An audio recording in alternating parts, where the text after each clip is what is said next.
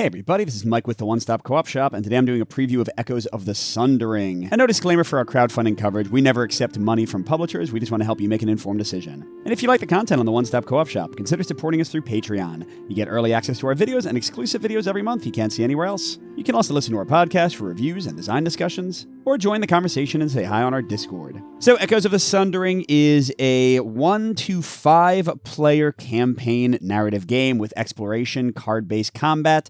I played an early demo of it with some of the designers on Tabletop Simulator and loved it.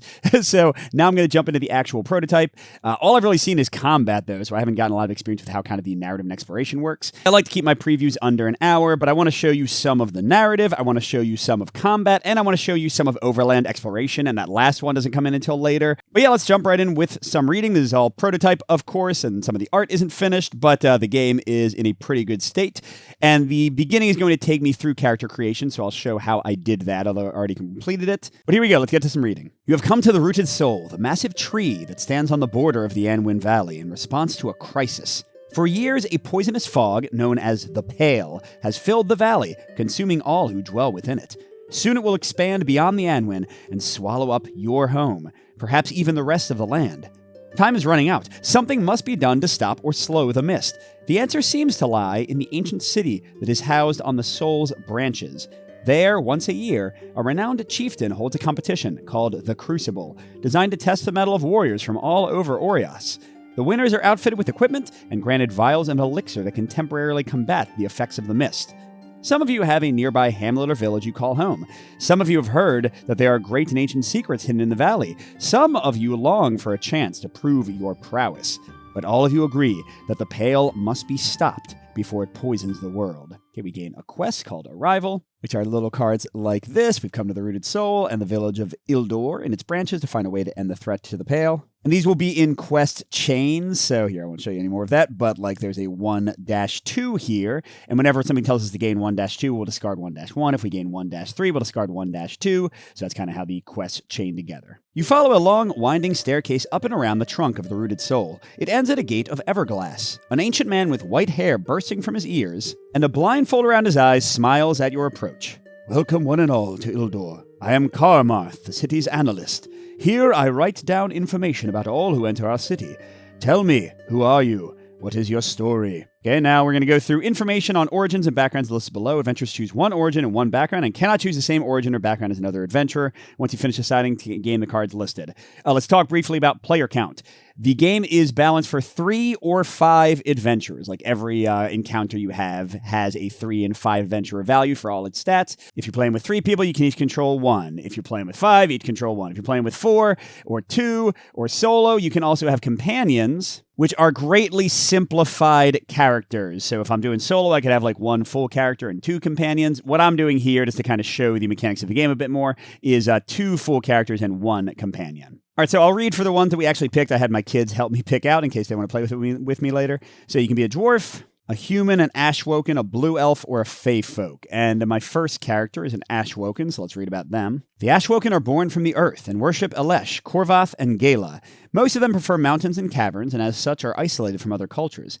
Clans are autonomous and led by samati, or shamans, who must undergo a vision quest of great peril to obtain power.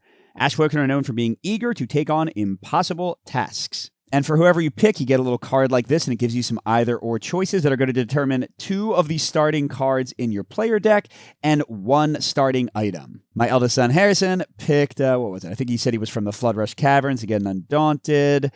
He was a worshiper of Korvath, god of courage, and his family gave him a tooth of a Chiriath, symbol for bravery. And here it is. So yeah, that just determines a little bit of your starting stuff. Your starting deck is 20 cards, so 2 out of 20 is not a huge deal. Meanwhile, my 9-year-old went for a blue elf. Disciplined, proud, and perfectionistic, for centuries the blue elves have considered themselves the guardians of Orias, appointed by their holy triad Rathel, Mevanthum, and Jayed.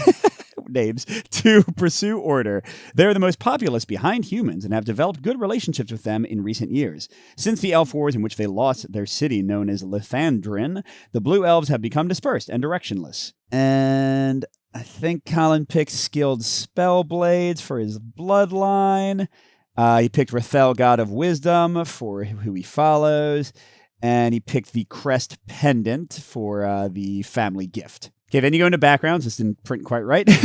So Harrison, the eldest, picked a wildlander. A life spent in the wilderness has made you knowledgeable and capable of braving the elements. And he chose to like wild animals, which gave him a little pet. He was very happy about that. And he's good at tracking, so he gained the hunt card. And Colin picked to be a trader, a merchant. And he wanted to be observant, so he got guile. And I think it was keeping my wares in stock. He's just ready to be a mercantile dude. Okay, then we get to a bigger choice. And sorry for these slightly underprinted words here. Excellent, the analyst says. Yes, welcome, one and all. Now please share your fighting style so I may record it for posterity. Okay, this will decide your base deck to start the game. If you'd rather pick from a list, you may do so. If you want to be sorted, take the test on document 0 in the back of the storybook. Your class is depicted by the combination of 2 different colors. No 2 heroes may play the same class, and each color must be represented exactly twice if you're playing with 5 adventurers.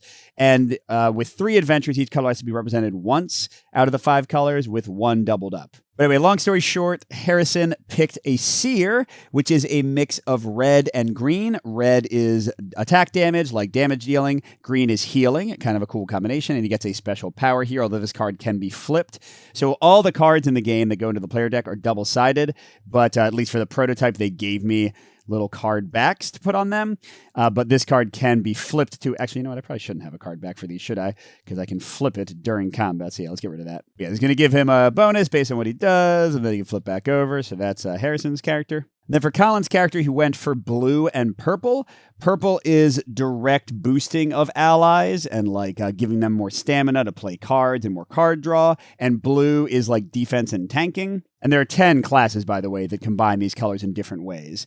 So yeah, they're a guardian. And then whether we had a real full character or a companion, like we actually have here, we had to pick yellow because that's the one color missing. And I decided to go for another red, so we have double the damage dealing. Yellow is the tactics class, so they can like mess with monsters and stun them and that kind of stuff. But yeah, this is all you need for a companion, as opposed to the real characters, which have like 20 cards and like this whole extra sideboard and all this stuff. It's a very straightforward system. I'll show you how it works soon. But anyway, that's it. Character creation. So marvelous. Thank you so much for this information. Welcome to Ildor, the analyst exclaims. Satriad, our priestess, can tell you more of the Crucible. The bazaar is a bustling place where visitors to Ildor spend most of their time, other than watching the fights in the arena. If you wish, you may also visit me in my home on the highest branch. For now, though, I'll pass you along to the guard station to gather some equipment. Okay, so it says go to location 1. Let me show you the map. All right, so here's our first location on this big tree. Oh, and sorry, actually, there's a 6 up there. But we can freely go from location to location once it lets us. It's forcing us to go to 1 right now, but once kind of the tutorial section goes away. Adventuring is very different in that you have to like move from location to location. You're going to draw like cards and events and things. But here we can just kind of freely explore this NPC haven. So we got the guard station, temple, the arena, Alvos quarters, the bazaar, and Carmath's house. So Carmath's who we just talked to. I'm guessing Alvos is maybe the chieftain or whatever. But we're going to number 1, which means kind of like, what does it like this? So Role Player Adventures has a very similar system to this, where you go to like the section, or I guess also Tainted Grail a little bit, and they're going to send you down branching things based on what you have. So we don't have anything marked yet, but we do have this little, and you've probably seen this kind of thing in a lot of these adventure games. We don't have anything marked yet, but if we had supplied marked, we would go to a different result. There's a friendly guard outside who beckons you over, leaving Carmath to his work. You must be recent arrivals from the Crucible. Come in. Name's Elzian. I'll show you the ropes and you'll show me what you're made of. Gain encounter cards 1 and 1AF, and place encounter card 1 and 1A in the play area. Oh, sorry, 1A through 1F. All right, so this is like the tutorial encounter. Let's show you a little bit and teach you how combat works. But we've got guards training. Okay, so that's card 1. And then each encounter in the game is not like a basic fight. So you're not just like fighting all the time and grinding around. Each one is like its own epic like little thing with a sequence of cards. Oh, that's not all of them. Wait, that is all. It's just 1A through 1C. I thought it said through F. Well, whatever. So there we go. And it says objective, follow the guard's instructions. But let's talk through a few things. This is the life value for the encounter, the person we're fighting, with 3 heroes and with 5. And you're going to see the same thing here. There are attack statistics for 3 and with 5. Whenever you see like little effects like this, it says if you deal 4 and then a little line and 6, 3, 5. So again, everything in the game is based on your party being 3 or 5 people large. All right, now here's what our full characters look like. So they have any equipment down here. Right now we just have this necklace. They've got 3 spots for passive cards, like kind of ongoing abilities they can play from their deck. Here goes their class card, which again can be flipped at certain times when they take a prepare action, but it gives them a little bonus. This is their shield or armor value. It's going to prevent damage, but it always resets back to 0 at the beginning of each round. This is their health. We're all starting with 12. This is our stamina, which is going to start at 3. And we start with a value of +3, which means at the beginning of each round, we're going to gain 3 more because we can save it and build it up to play like really big cards. But the stamina gain and losing value can be changed by card plays as well. So we could go up to +5 per turn to play a lot more stuff. Each character also has a bunch of these tokens, which are representing like threat and aggro, basically. And we start with 2 of each in the threat bag. Whenever the monster attacks, we're going to draw one of these and see what it does, basically. And for the full players, we're going to draw 5 cards. We'll get to what they actually do in a second. The companion, on the other hand, does have this stuff to show his health and his stamina. He has his 2 cards, and he does also have aggro tokens. But everything else, like the entire board, the deck, all of that, is not used. And companions can gain a single item, but they can only use 1 at a time, unlike the other players using up to 5 or 6. But they go to another side. Sorry, there's no other side for these starting items. They use the item on another side where it's like super powerful to account for the fact that they can only have 1 item at a time. All right, so in a second, I'm going to go into the hero phase and show you how card playing for the heroes works. And then we'll go into the enemy phase and their attack. But you usually start each round with the refresh phase. You just skip that in the first turn. Okay, so it says follow the guard's instructions. All right, the guard calls out. I'll take it easy at first. Just try to get a few attacks on me as I warm up. So to flip this card and advance the encounter, we have to deal 4 or 6 damage total to the guard. And in the enemy phase, the guard is going to attack us 3 times, each time for 4 damage. Okay, so that's kind of like the key statistics. And this icon here, the cross swords, represents the hero phase. So that is when we are using our powers and like playing our cards. And that is a free form phase. So like one player can freely play several cards and somebody else can jump in to do something. Somebody else can boost them. And then we can come back to the first player. So with that in mind, let's get to what's going on with the player cards here. So let's look at focus first. The value here is the cost in stamina to play the card. So like right now I could not afford focus. This icon right here next to the name is what type of card it is. The most common one is this symbol here. It means it's an action card. You can play it during the hero phase. If you have one with a lightning bolt, it's a reaction card. You can play it when indicated, like usually defensively. And then finally, cards that have a little hourglass symbol here are passive. They go into one of the 3 passive slots, although if you play a 4th one, you have to discard one of them. And they give you ongoing bonuses and abilities. So pretty straightforward stuff. Each card also has a value and icon here, which is a bonus you can get for discarding a card from your hand. But you only, barring powers, draw a single card to your hand each round. So you don't necessarily want to use a ton of those. But yeah, this is just getting you more stamina to pay for cards. This one is adding more of your tokens to the aggro bag. And actually, this is a special one. Let me find another one to compare it to. Oh, actually, never mind. The card itself has it. So you see how this has 2 inside a diamond, but this has 1 inside a diamond in front of a bag. This is called a taunt, I think, and this is special in that instead of putting your character's token inside the bag, you put it on top, and the next time a token will be drawn, you don't even have to draw it, you just take the token on top of the bag. So you're kind of like forcing the enemy to fight you first, instead of just adding things into the bag and hoping. Let's get to some of the other common things. So that's adding those aggro tokens, that's dealing damage to the enemy. This builds up your defense, which just moves up this, and then it's going to be subtracted from each attack you take. So if I had like 3 block and somehow got the boss to attack me, with his 3 attacks, he's dealing 4 damage. I only take 1 damage from each attack. So block does not ablate. It does not like go away with each attack. But again, it resets to 0 at the end of the round. And that's pretty much it. Just one more thing. There are some keywords here like support, prepare here. First of all, other cards and abilities will refer to those things. So like, look, each person's class card says you may flip this card when you prepare. So if I played Focus or Embolden, which both have prepare, I could choose to flip that card. But then also when we get to skill test, how it works is you flip a number of cards from your deck, and the skill test will be calling for 1 or more of these keywords, and you'll count how many cards you got that match it. So like clearly this character, the Guardian, is really good at getting defend and support cards, whereas the Seer, who's more of an attacky person, might get a lot more attack abilities. So you can kind of like sometimes pick who's going to take the skill test. So let's look at what we got. We got Embolden. Once per round, when you would grant an ally stamina, you may instead grant shields. That's really good. Grant, by the way, this is anytime you get to give something to yourself or somebody else. If it doesn't say that it can't be you, it can be you. But ally means specifically somebody else. So even though that's free, and I probably will play it, it's not like my favorite, because this is the character who's supposed to be defending, so being able to give somebody else defense is okay, maybe not great. But sure, I'll still play this because it's literally free. I'm just losing the chance to discard it for a stamina. And it goes over one of my passive slots. And do I want to play Focus? So every character has a couple of these cards in their deck. They cost 4, but they give you +1 stamina recovery. So why would you getting for the rest of the battle 4 stamina every round instead of 3? Which, as you can imagine, is pretty huge. But I don't have enough to play it, and it's not going to give any defense. And I might want to play Deflect instead to help us not get hurt by this guy. Oh, geez, my other character drew one of their focuses, or actually both their focuses too. Well, let's discard Intercept, which would let me block for somebody, like if they would be about to get attacked. It gains me a 4th stamina, and then sure, let's spend it all for focus, and we'll just hope we don't get hurt too badly. So I gain +1 stamina recovery, and I immediately grant an ally 2 stamina. But no, let's use Embolden's thing and instead grant them 2 defense. And I think I'm going to have Othniel actually attack and add more tokens to the bag, so let's give it to him and hope the boss pulls his tokens. That's about all my Guardian can do. Let's see our Seer. So they did get their pet. Look, Tuscan the Ungluat, costs 1, and then he's an ongoing card. Each round during the action phase, I can spend a stamina to deal a damage or spend a stamina to put one of my tokens on top of the bag. Although this person doesn't have as much defense, that might not be the best idea. They've got both their focuses. This one lets them deal a damage. This one lets them give 3 healing, although 3 healing wouldn't help right now. They also got a Reckless Blow, which does some damage, makes them more vulnerable for the rest of a turn.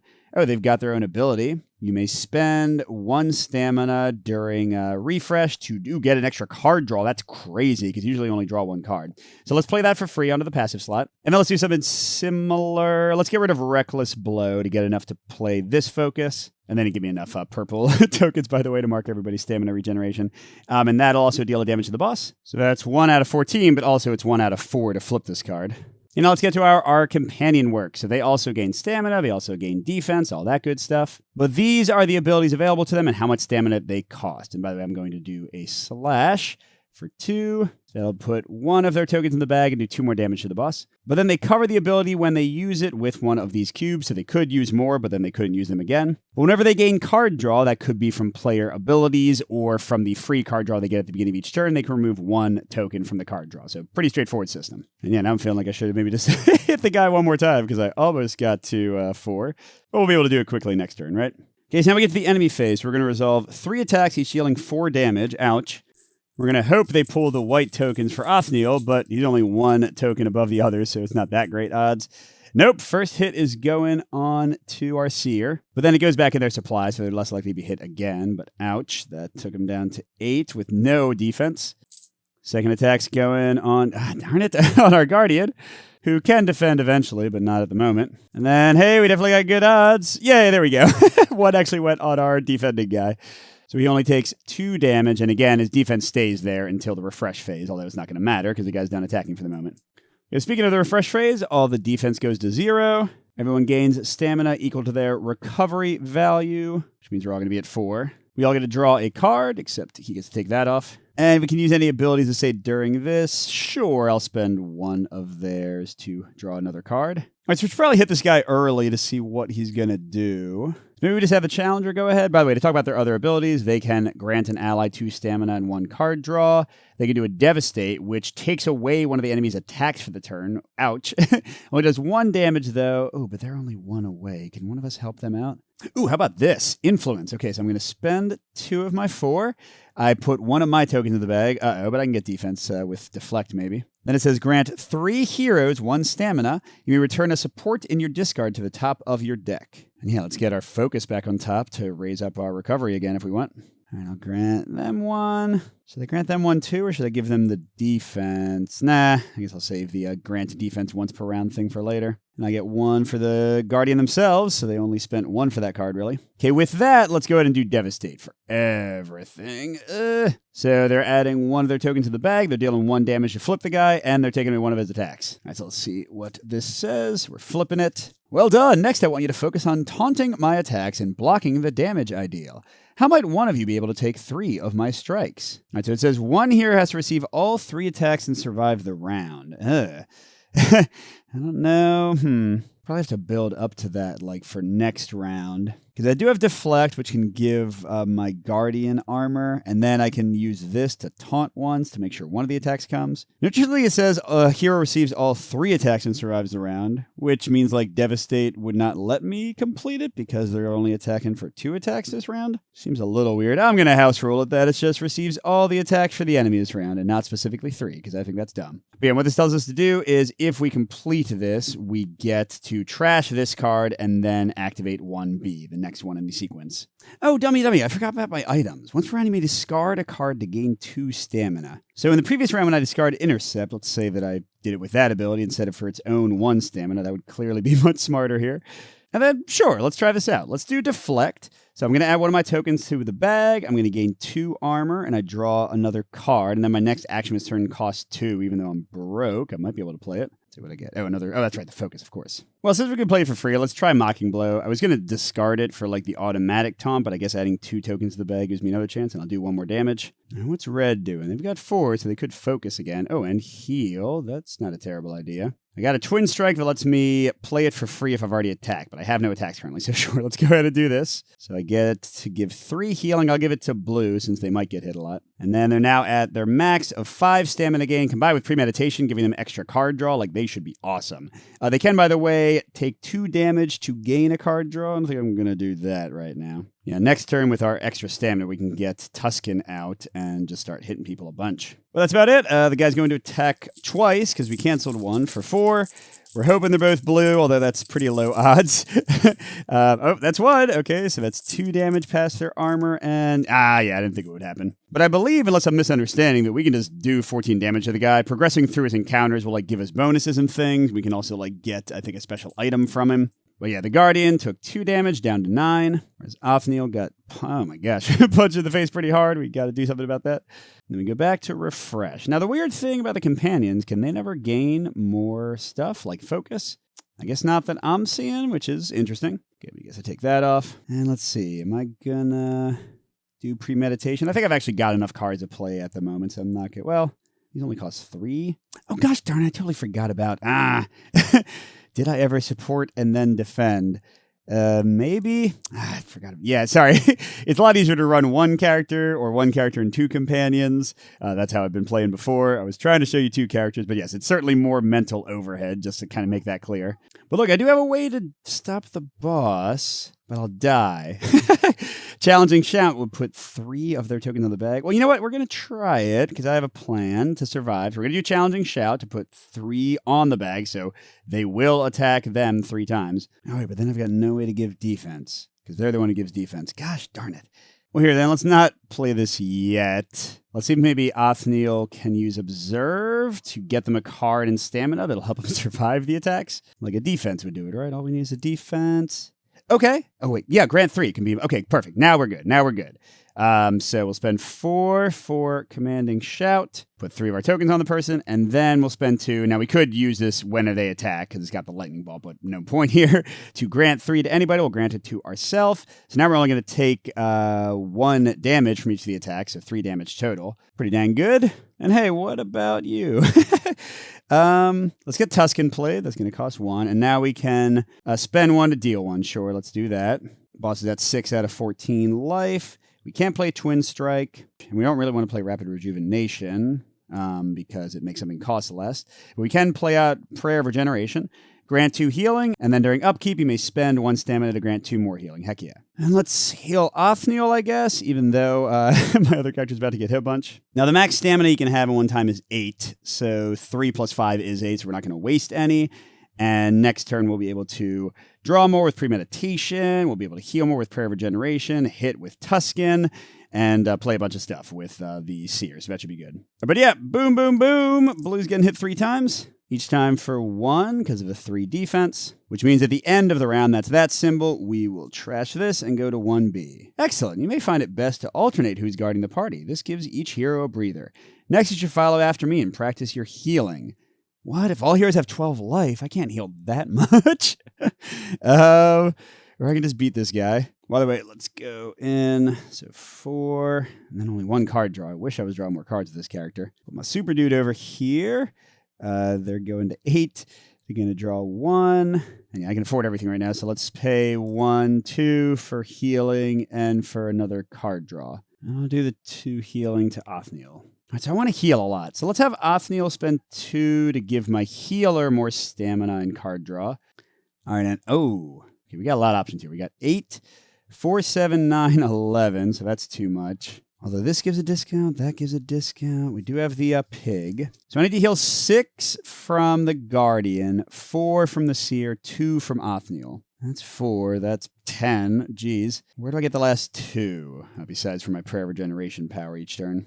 Oh, the Nourish does 2. Okay. I think I can make this work, right? All right, so let's do rapid regeneration for 2. So I get a token in the bag, and I heal somebody for 4, which will be myself. Oh, wait, hold on. Let's not forget my dang powers.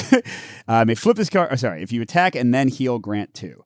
So let's do Swift Strike first for 2 out of 8. So that does 1 damage, and my next action costs -1. Okay, then we'll do Rapid Rejuvenation. So 1 in the bag, healing 4. My next one costs 1 again, but this one only costs 1. So I'm healing myself to full with the 4. I'm healing Othniel to 2 more with that. And then for the Guardian, I'm going to use Grant Life. Oh, no, I don't need to, do I? I should just use Nourish because that costs less. So that's going to only cost me 2 from the other discount I got. Another token in the bag, geez. But I heal them 7. I may return to heal my discard to the top of my deck. I don't think I want to. I think I'd rather get some attacks to finish this guy off. But we have gotten everybody to 12. Wow.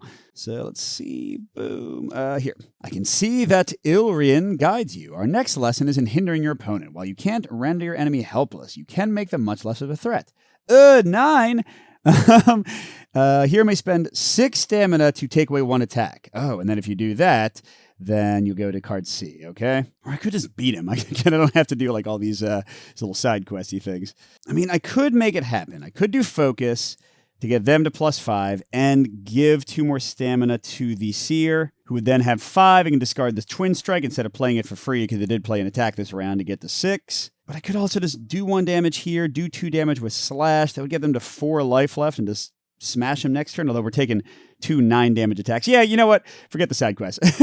I'm just going to defeat this guy. So let's play Twin Strike for its regular thing. Oh, God, but I just realized Red's going to have 1 billion tokens in there. They might get killed. Well, we'll see what happens. Okay, and Othniel's going to spend their other 2 to do a Slash. So we got this guy down to 4 life left. Okay.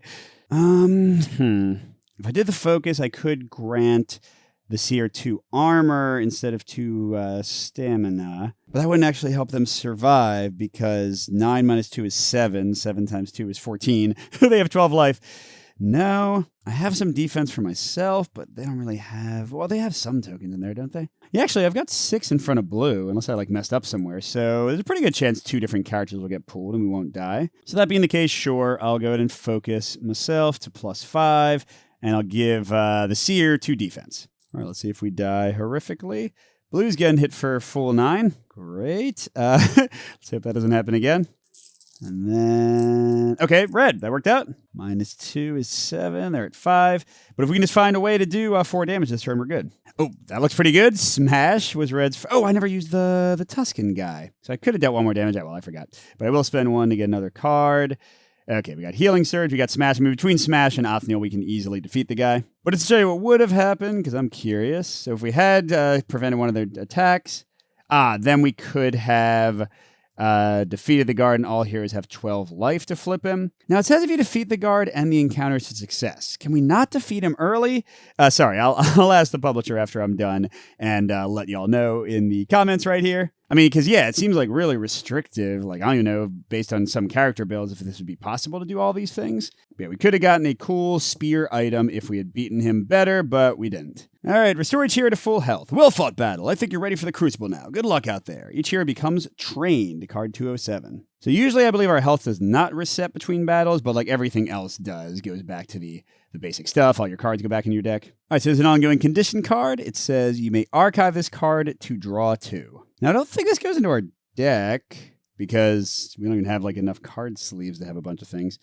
So I'm just going to assume it like hangs out until we want to use it. Maybe. Don't know. That'll be another one I can put a correction for right now. All right, let's see. First, you'll need some gear, though. Here, take your pick. Okay, each hero chooses items to fill both of their hand slots for 2 through 11 and gains 1 armor. All right, I think I'm going to give the Seer this one. You can use it single-handed or double-handed. Once per round, grant an ally 1 healing when you heal or support, or grant them 2 if it's double-handed. And then I'll give them Hide Wraps as one of 2 armor choices. Once per round, when you are attacked, you may discard 1 card to receive -3 damage. Red had some pretty good card draw with that 1 power they had. And I think this raises your max life by 3, so we're at 15. Nice. For my Guardian, I think I'll do this combo. The shield gives me -1 from the first attack targeting me if I defend this round, since I can defend pretty often. And the Mystic Charm, when you gain a discard effect, you may grant it to an ally instead. Seems to go well with their purple kind of support stuff. I think they also need to Hide Wraps. The other one, Linen Garment, you can spend 1 stamina to draw +1 card. And they were a little light on cards, but I mean, they're going to be defending, right? So there has to be the Hide Wraps. Now, as for the Companion, they can only hold a single item, but it goes on the Companion side with that icon, which is way stronger. So you'll see, like, for example, once per round, you can grant anybody 1 card draw without spending anything, and it gives them plus life. Once per round, when you are attacked, you may cover an action space to receive -5 damage. The first attack targeting each round gets -2. Let's see, maybe something that does more damage? Now, this one's interesting. It says once per round, gain 2 stamina when you contain or support.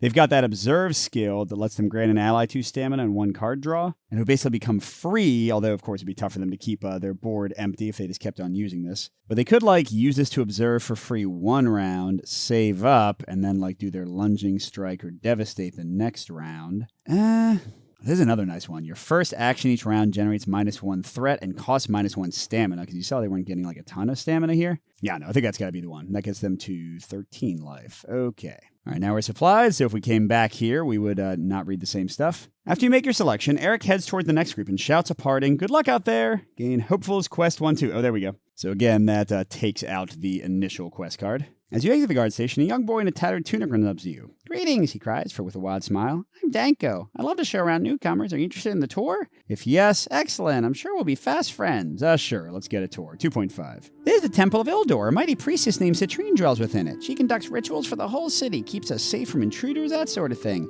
I already attended the service today, but you can come back after the tour is done if you want. Come on, I'll show you the arena next." "Here's where the Crucible is held. There's a contest going on right now. Let's watch." Looks like the fight has been going on for some time. The battered fighters struggle to keep up with the dark-furred blur dashing around the arena.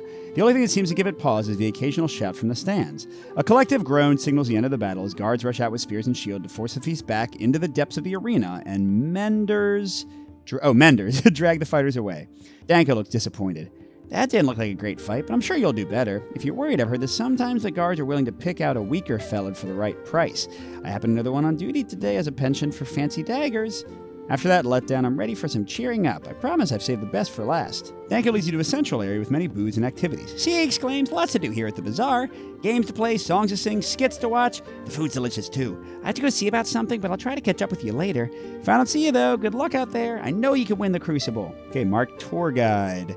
Visit booths, watch performers, hunt down some food, listen to musicians. It's also above play games, or we can just go and explore the map. Oh, wait, do we have money? Let's visit the booths and see what happens. There are all kind of merchants selling wares at their booths, and their customers clearly come from all over Orios. The manner of speech and clothes you encounter are incredibly diverse.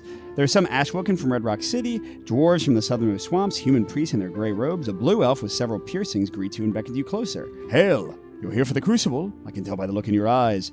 Oh, she gestures for you to draw near. "Here, take this. It's on the house. I've got a soft spot for contestants. My sister Deirdre won years ago." Oh, we get an item. Cool. Once per encounter when you attack, deal +2 damage and generate +1 threat if an ally has already attacked this round. I guess I can use that instead of the tooth for my seer, because Othniel can pretty much always attack, and then the seer could bust out some extra damage. That seems pretty good. All right, if ringleader, no. Otherwise, you were preparing to leave when you notice a couple of children moving deftly around the booth, sneaking up behind people, and from the looks of it, picking their pockets.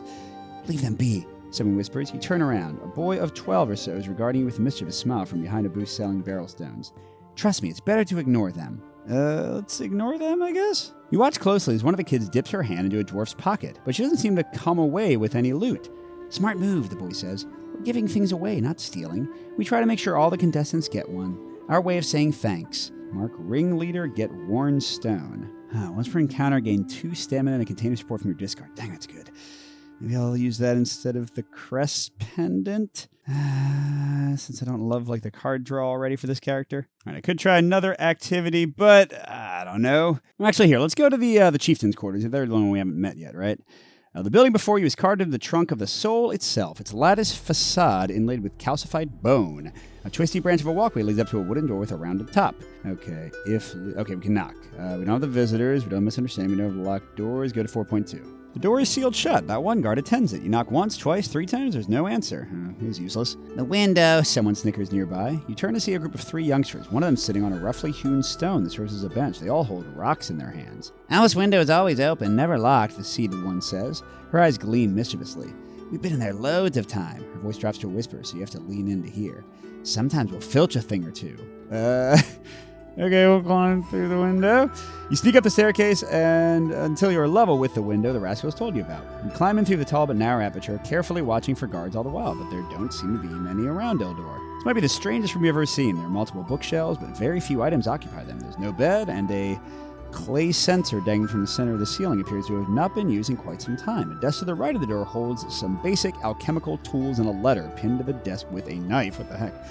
Read letter? Sure. We shouldn't be doing this. My lord, the record keeper may know. I've received reports about his last visit to the west. Please, I implore you, keep the door locked. The Cedrel cannot maintain appearances if knowledge becomes widespread. This is the one weakness of the blessing we've been given. Citrine. That was like the blessing lady, right? What? I don't know what that means.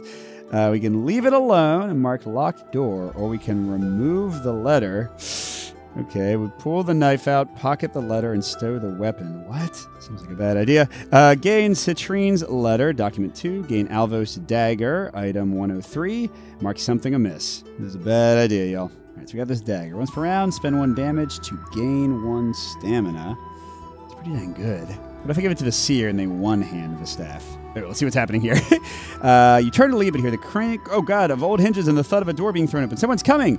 Performing a group fast check. Okay, cool. Let's show you a check. So whenever you do a check, you get 5 chances to build up to whatever it says. In this case, 2 cards that say fast. Now, in a 3-player game, you choose 2 people to get 2 of those tests, and then 1 takes the last one. That's because it's a group check, by the way. If it was like a solo check, 1 person would draw 5 cards, or in the case of a companion, roll 5 dice each time, seeing how it matches up. Let me show you that. So, like, here you go. They've got, on a 1 to 2 support, 3 to 4 attack, 5 attack hinder, 6 attack contain. So they have 0 fast. So clearly I'll give them the 1. Oh no, they didn't get a fast. And then my best real chance is the seer. We'll have them draw 2 of the cards. Heal and heal. 0 fast there. I don't even know if the Guardian has any fast. Oh, there's 1. And nope. Okay, so we got 1 fast and failed the test. But that's how a group skill test works. This probably won't go well. Before you can slip out the window, someone calls, "Stop right there." You turn around slowly. There before you must be Alvos, regally attired. He surveys you and then looks around the room. Your heart is pounding in your throat. Any moment now he'll realize the letter and knife are missing. "This is no way to gain an audience with the chieftain of Ildor," the Snethnian says. "Though I admire your tenacity and resourcefulness," he glances at the window. "I suppose I should not have left it open after all." He observes you again as if trying to make up his mind about something. "Oh, yes, very well. To the arena with you. That is why you are here after all, is it not? We'll forget about this little misunderstanding. I expect to see great things from you in the contest." He says, "We'll forget this misunderstanding," and then I mark misunderstanding. "You are a liar, sir. But I also robbed you, so it totally makes sense." All right, I think I'm going to go to the arena and fight the boss now. You've seen a skill test. You've seen Mike be an idiot. Cool. All right, if you have the visitors, no. If you're back on your feet, no. You approach a festive and imposing structure. You walk into a small antechamber and see a guard rolling dice and chuckling to herself. Okay, so this is when you talk to an NPC. This is kind of like, what did this? Oh, Iridia. Yeah, similar thing to Iridia.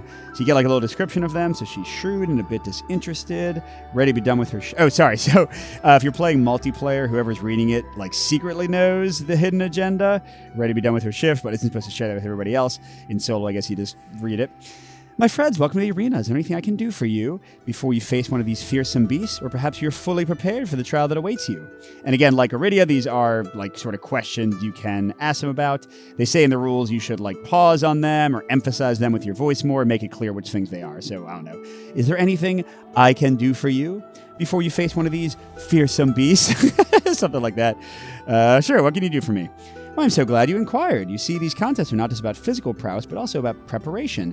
If you were interested in being a bit more prepared, I would understand and be happy to help, assuming you have something valuable." She gently pats the... Oh, dagger! Oh, that's right!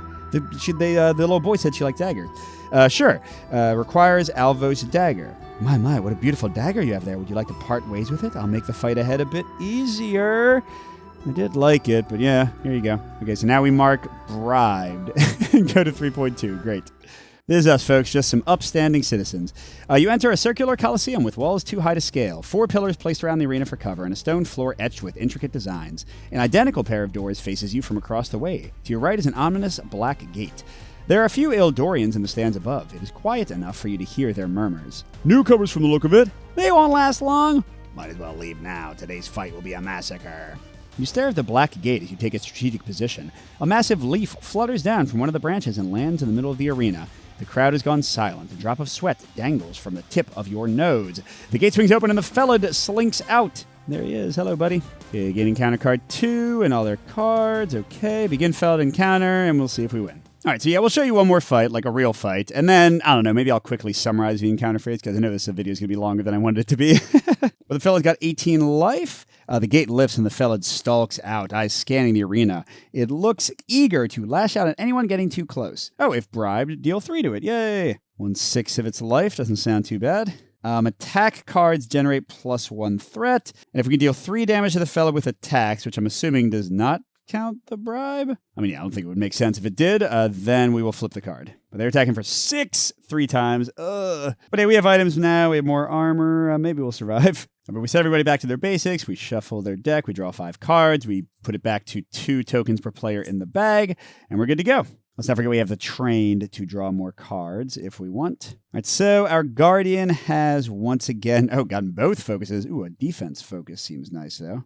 So I think I'll discard the intercept like I did before to be able to play one of the focuses. I don't know if the 2 defense is the right one to play. Let's go to the Seer. I think she's easier. So look, you got Premeditation again. We loved that one for more card draw. We got Tuscan again for 1. No focus yet, though. We can boost attacks. This one's a nice one. This is the Undaunted card that came from their background. You may only play this card immediately after you receive damage to gain 3 stamina. Nice. Do I need Daring? Once per round, you may spend or take 2 damage to deal 1 damage. I guess if I get a lot of healing, that's nice. But if the guy's just whooping us, that won't matter at all.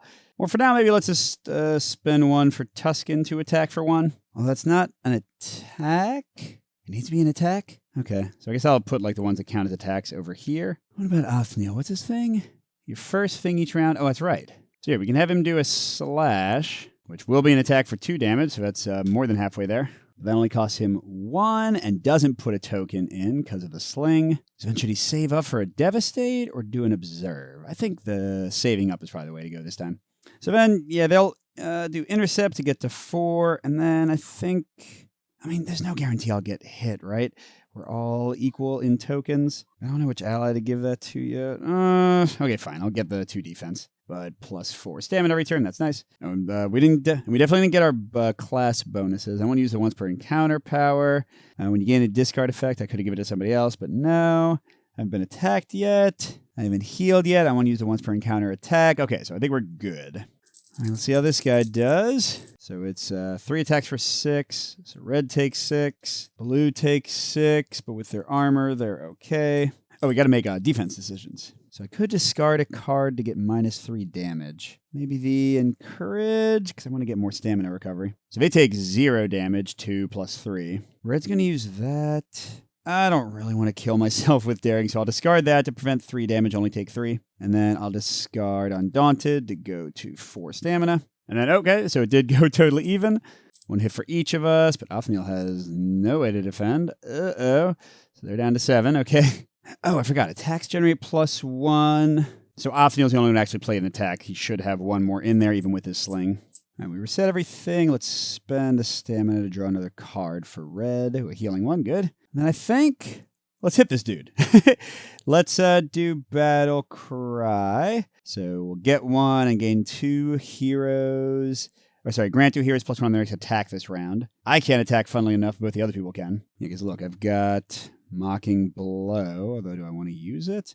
I don't have any defense anymore. Sure, why not? Okay, so we'll spend 2 to get 2 damage and 2 threat in the bag, which means this guy's immediately flipping. Let's see, that's 4, 5. So we're at 8 out of 18. The Felid roars in furies. It swipes at those closest to it. Ooh, nice. It took away one of its attack for this turn. Oh, but heroes that attack this round receive 3.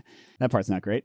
So technically, you're supposed to leave your played cards like out in a little played area until the end of the round, so that you can remember that kind of stuff. So I'll do that. But here, to make things a little bit better, I'm going to use Devastate for all 5. Or no, 4 because of a sling. I do put one of these in. Oh, and credit. I should have put another blue in from their +1 threat from attacks. But that's going to do 2 damage and... Oh, put a... No, I already did that. And take away one of their attacks for the turn. So they are only attacking for 1. 6 attack, plus that, of course.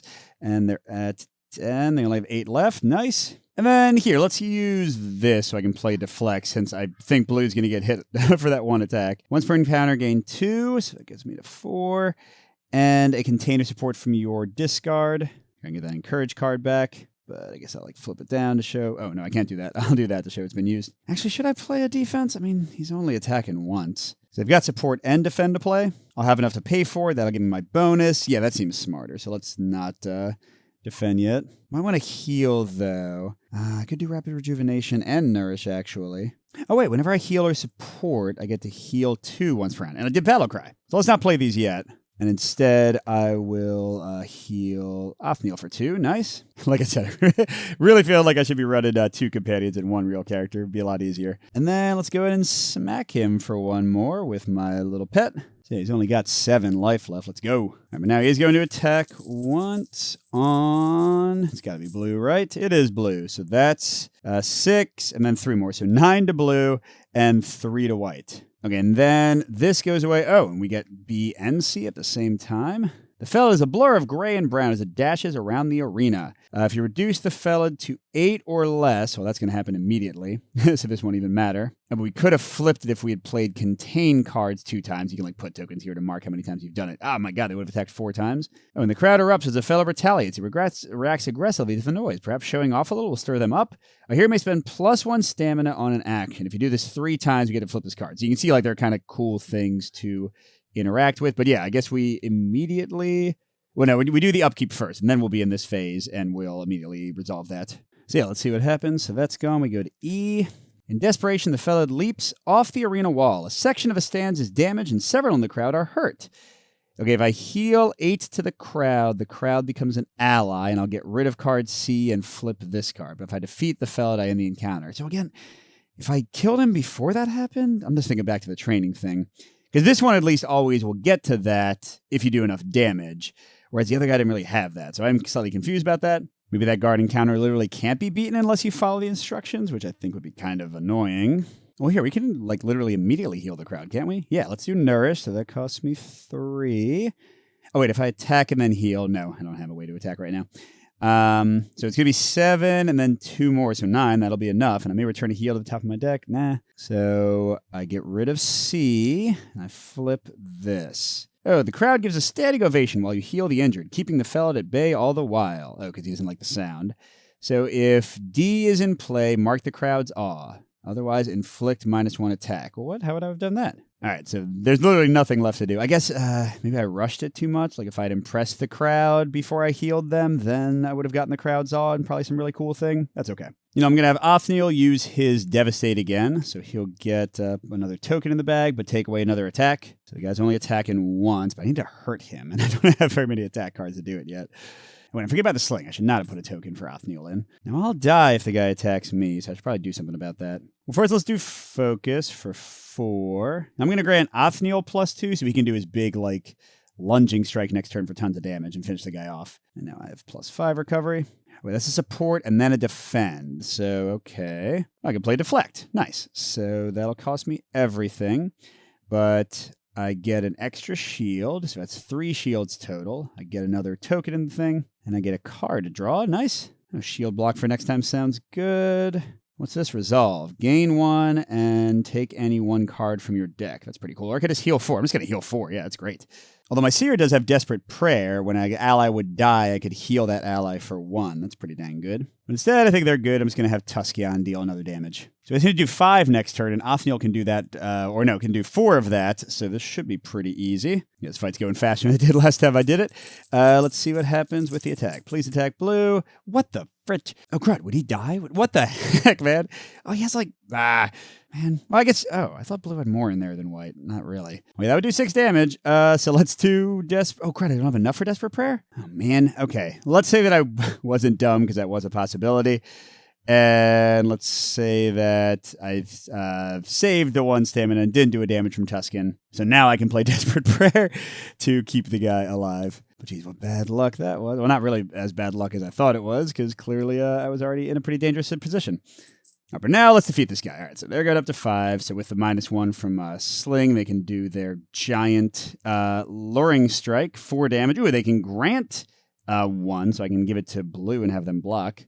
Oh, and we're good, because look, red or the seer just got smash, and they can discard the rapid regeneration to pay for it, so easily defeat the guy. So yay, we won, but not with the crowd's awe, sadly. They've won, declares the priestess, sweeping through the doors as the dead Feld is dragged back through the gates by a pair of guardians. What an incredible feat that was! You are the first group to win the Crucible this year. Congratulations are in order. She approaches with a pendant in her hand. Put this on, she says. It grants access to Alvos' quarters. Alvos, great. He wants to see you before you set off. I bet he does. She leans more closely and speaks so only you can hear. A mighty victory indeed, but there's only one piece you might find out in the Pale, and it was not affected by the mist. Take heed of what Alvos shares, and may Ilrian guide your journey. Right, so we fully heal, we gain Overwhelm, a Crucible pendant, and the victor is cool. So I guess this is a card that I can add to anybody's deck. I think it goes to a shared supply. And since it's gray, I'm not sure if you're entirely limited by cards in your color. Yeah, I just checked. And you can add these immediately when you gain them, or when you camp, you can kind of swap the things in your decks. What is this? For 1, prepare. Your next attack deals +2 damage. If you haven't attacked this round, discard 1 card. So that'd be better probably for the Seer, right? Because they could attack and then play Twin Strike with this boosting it without having to discard anything. Pretty dang powerful. But yeah, let's go to Alvos again. Okay, good. So having the visitors takes precedence over misunderstanding. The door opens to reveal 2 tall, insect-like creatures. They have no face, yet you feel as if they are staring at your pendant. A moment later, they lower their spears and stand aside. Sorry, I totally forgot I had a pendant. Gosh darn it, man. I have so many friggin' pendant items and nothing else. Once per encounter when you are attacked, you may pull a second threat token. That here is attacked instead.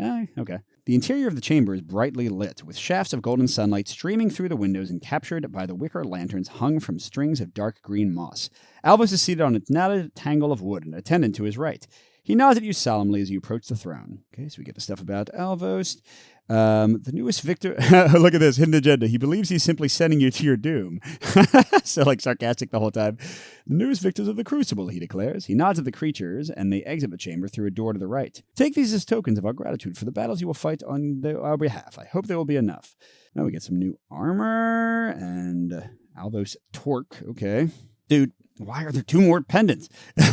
Once per round when you gain defense, you may spend 1 health to... Oh, that's really good, though. That's actually great for the Guardian character. Once per encounter, you may spend 2 stamina to grant 1 card draw to 3 heroes. Yeah, I feel like if I had 5 characters to divide the stuff among, it would work a little better.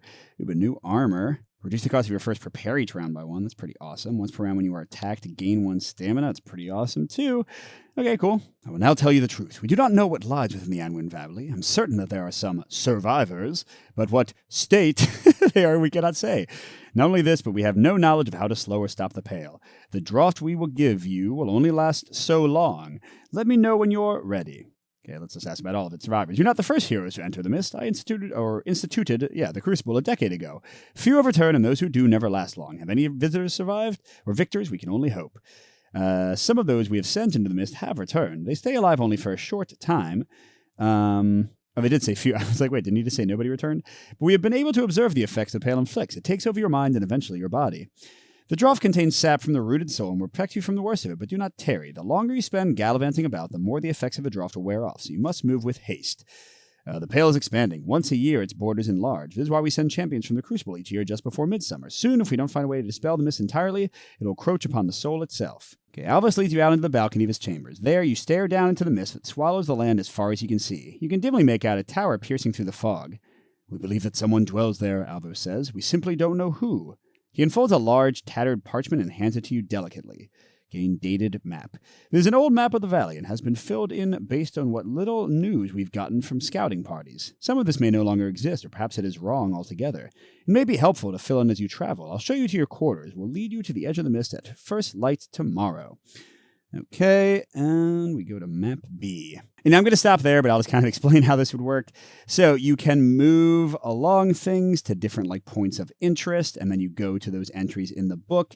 And then if you go, so it's kind of like, Tainted Grail, Sleeping Gods, all these kind of things. And then if you go to an edge, then you come out in the corresponding place. And then when you camp, you have these events that kind of move time along. I'm guessing make the fade guest worse.